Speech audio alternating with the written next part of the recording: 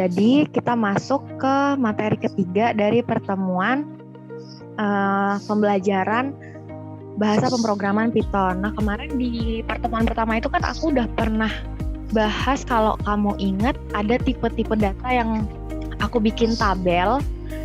Nah, itu ada string, ada float, ada integer, ada list, dan sebagainya.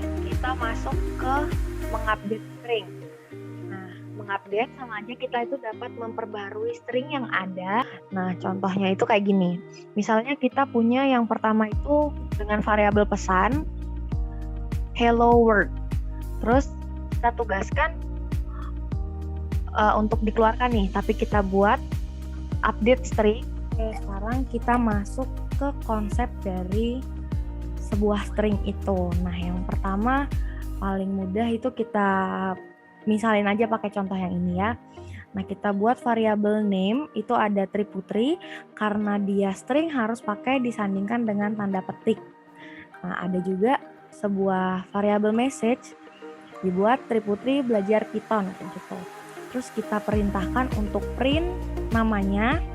Terus yang ini yang ada kurung siku 0 ini adalah perintah dari list. Nanti selanjutnya kita belajar tentang list. Ini kita masuk ke yang ketiga, itu ada escape character.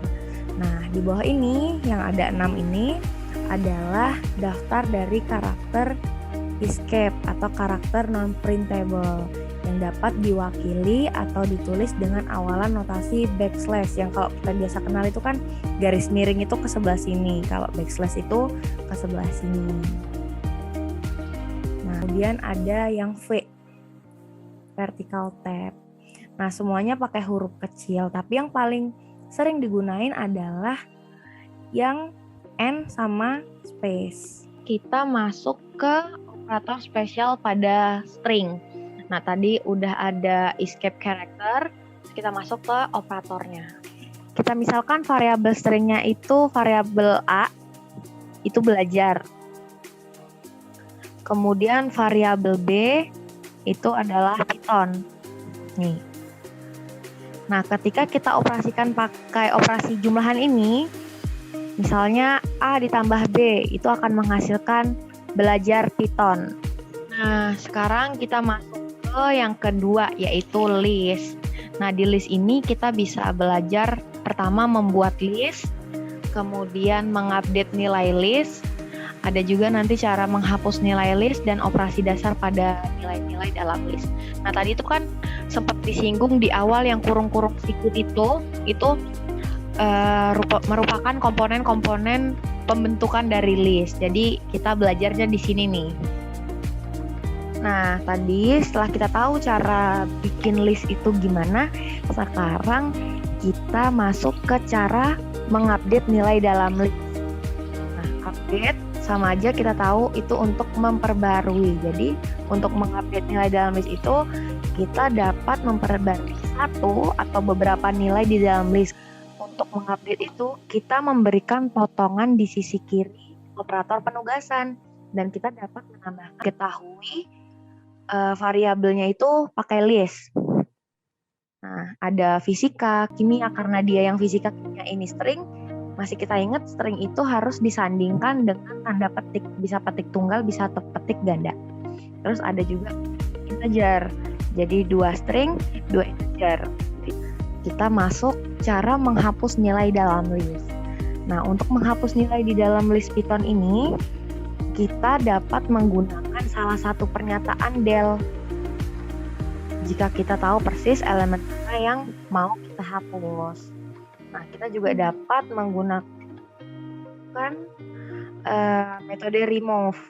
Jadi udah ada cara mengupdate list, cara menghapus list, dan sekarang kita masuk ke dalam operasi dasar pada.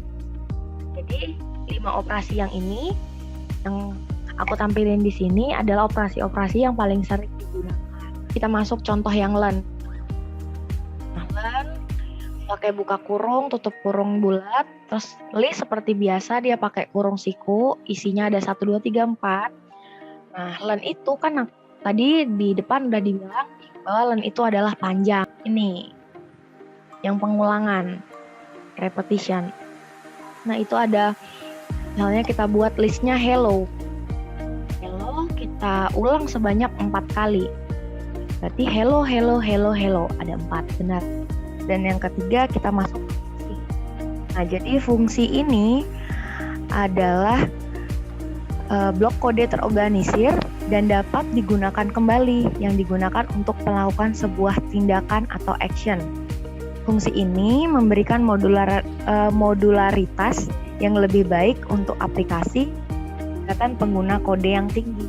Jadi kalau pakai string atau list itu kan kita harus bikin variabel, baru masukin stringnya pakai tanda petik, pakai tanda kurung, dan juga yang list juga pakai koma, pakai kurung siku. Kalau mau diubah berarti kita bikin list baru.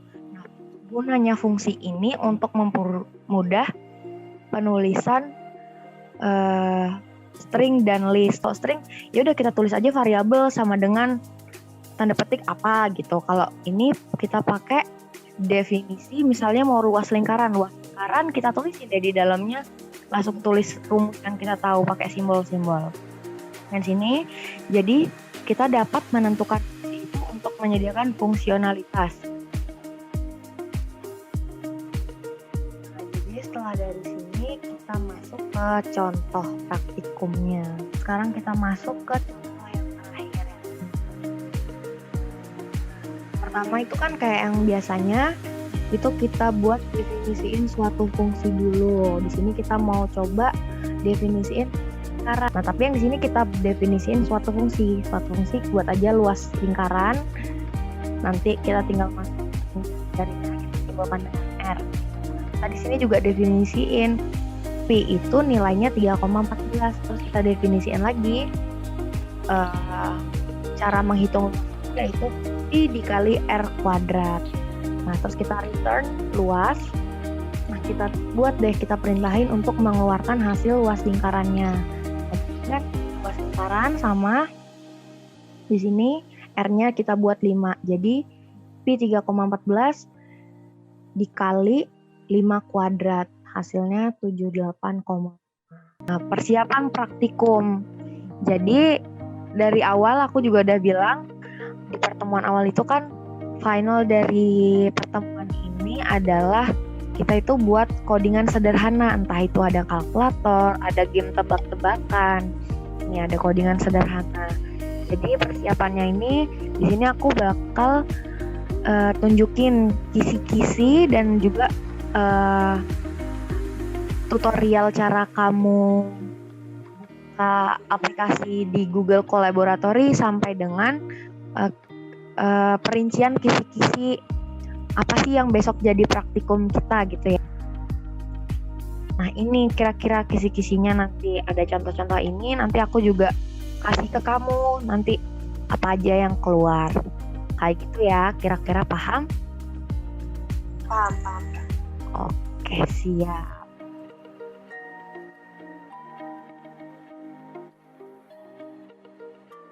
Nah, setelah 3 chord yang ini masih ada chord yang lainnya kan yang kita belajar minggu lalu.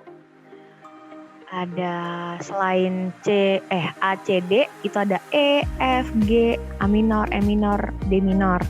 Nah, kita itu kan ada 9. Jadinya totalnya tadi 3, ini tambah 6, 9 F. Ingat kan jari telunjuknya dipakai untuk 2 senar. Senar 1, 2 di fret 1, warna oranye ini. Terus jari tengahnya ini yang warna hijau di senar 3, fret 2. Sama yang satu lagi warna ungu jari manis kita taruh di fret 3, senar keempat. Nah, tadi kan udah chord E ya. Oke, sekarang kita lanjut lagi karena Boin bisa. Lanjut ke chord G. Chord G ini juga masih pakai 3 jari. Yang warna orange ini jari telunjuk di senar 5. Yang tengahnya di jari tengahnya itu di senar ke-6, yang warna hijau ini. Dan yang terakhir jari manisnya di senar paling bawah, senar 1. Oke, tadi setelah kita review ulang gimana bentuk kuncinya, ternyata Wulan masih ingat ya. Terus kita buat kombinasiin 2 chord untuk latihan dulu. Kita mulai yang pertama yang ini, C dan A minor. Masih ingat C tadi yang gimana? Jari telunjuknya di senar 2, jari tengahnya di senar 4, dan jari manisnya di senar 5. Ya benar, gitu. Oke, selanjutnya kita masuk ke yang kedua yang ini. A minor sama E minor tadi, kalau masih ingat, A minor itu jari telunjuknya ditaruh di senar kedua.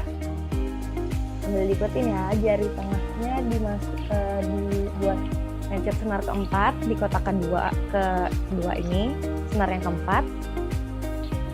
Terus jari manisnya ditaruh di bawahnya jari tengah di senar ketiga. Bisa? Ya benar, coba dibunyiin. Jadi sekarang kita masuk kombinasi 2 chord yang terakhir. Setelah ini kita masuk ke kombinasi 3 chord. Yang pertama itu D sama G. Semoga masih ingat tadi yang di awal kita review juga buat chord D. Gimana? Iya benar. Kayak gitu. Benar gitu. Coba dibunyiin 2 kali. Digenjreng 2 kali gitu. Oke, jadi kita tadi udah 3, ini 4, kurang 2 lagi ya untuk kombinasi 3 chord. Nah sekarang kita masuk yang ini, yang tengah. Ada A minor, E minor, dan G. Kita buat dulu A minor. Jari telunjuknya ditaruh di senar kedua. Jari tengahnya ditaruh di senar keempat. Dan jari manisnya di senar ketiga, kayak gini. Oke, iya benar bunyinya benar. Kan kita udah kombinasi 2, kombinasi 3 chord, terus ini kita masuk kombinasi 4 chord. Meskipun nanti di lagu-lagu itu bakal lebih dari 4 chord, tapi ini nanti aku buatin yang gampang aja, 3-4 chord aja. Kita masuk aja langsung. Yang pertama yang ini, C, G, A minor, F. Semoga masih ingat. Kita mulai dulu yang C. Jari telunjuknya di senar 2, jari tengahnya di senar 4, jari manisnya ada di senar 5. Ya benar. Coba dibunyiin 2 kali bunyi. Terakhir F. Ingat nggak?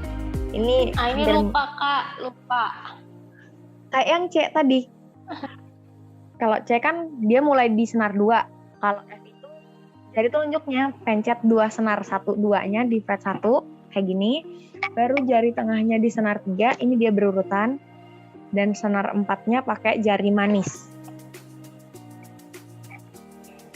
Gini. Senar 3 ya? Iya. Kita masuk ke kombinasi 4 chord yang terakhir. Nah, yang pertama itu kunci G. Kita buat kunci G, semoga Uwi masih ingat. Jari telunjuknya di mana? Ya, sama kayak yang ini tadi ya. Benar, coba dibunyiin. Dan yang C, yang paling sering dibuat awalan lagu.